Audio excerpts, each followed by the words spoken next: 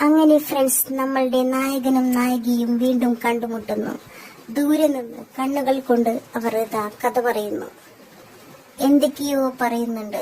പക്ഷേ നമ്മളുടെ നായകൻ നോക്കി നിന്ന് നായികയുടെ അടുത്തേക്ക് മന്ദം കടന്നു വരികയാണ് ഫ്രണ്ട്സ്, കടന്നു വരികയുന്നു.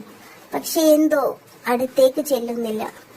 ചിലപ്പോൾ തടിയേടാക്കണ്ടെന്ന് വിചാരിച്ചിട്ടാവാം, എന്തോ അറിയില്ല. അല്ലെങ്കിൽ എന്തെങ്കിലും പിണക്കത്തിന്റെ ബാക്കിയാവാം, അതും അറിയില്ല ഫ്രണ്ട്സ്. ഒരു നോക്കിയിട്ട് അവനിതാ വീണ്ടും അവളുടെ മുന്നിലൂടെ കടന്നുപോയി. പക്ഷേ അവൻ അവളുടെ ആ നോട്ടം കണ്ടിട്ട് ഒന്നും കൂടി നോക്കി വരണം, അവളൊന്ന് തിരിച്ചു വിളിച്ചിരുന്നെങ്കിൽ എന്ന് ചിലപ്പോ അവൻ ആഗ്രഹിച്ച് കാണാം. പക്ഷെ എന്തോ അവളാണെങ്കിൽ വാശിയാണ്, ഒടുക്കത്തെ വാശി. നമ്മളുടെ നായകൻ തിരിഞ്ഞു നോക്കി പോകുന്നു, പക്ഷെ പോകുന്നില്ല.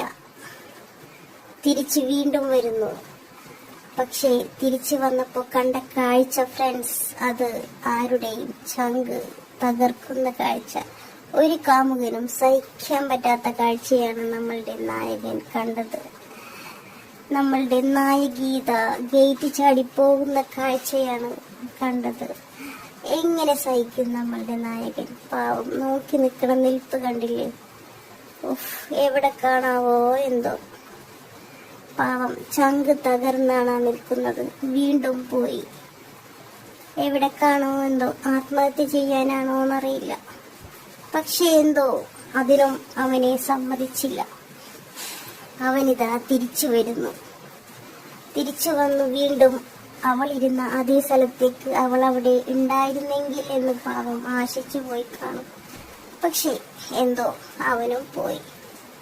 പാവം, ഒരുപാട് പ്രതീക്ഷകൾക്കൊടുവിലായിരിക്കാം അവൻ വന്നത്. പക്ഷെ എന്ത് ചെയ്യാനാണ്, വിധി അവരെ വീണ്ടും അകറ്റിയിരിക്കുന്നു. വീണ്ടും ഒരുമിക്കുമെന്ന് നമുക്ക് വിചാരിക്കാം, കാത്തിരിക്കാം.